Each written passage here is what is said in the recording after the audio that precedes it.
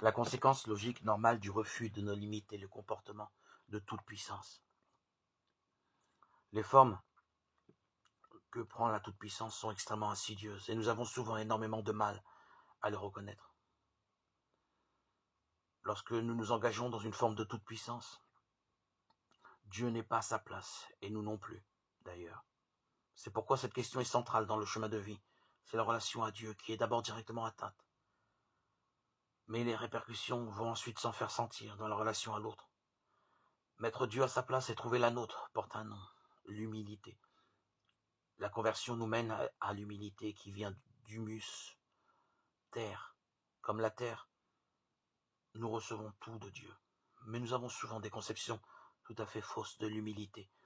L'humilité ne consiste pas à tenter de comparer sa valeur à celle de l'autre, pour se trouver inférieur à lui ou pour se déprécier, mais à redonner à Dieu sa juste dimension dans sa vie, sachant que tout vient de Dieu, mais que tout peut rester en friche sans une collaboration avec l'Esprit. Nous avons deux manières d'être tout-puissants, en nous passant de Dieu ou en nous prenant pour Dieu.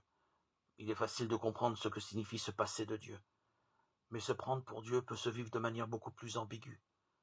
Cela peut se camoufler derrière une apparence de perfection, d'aide apportée à l'autre.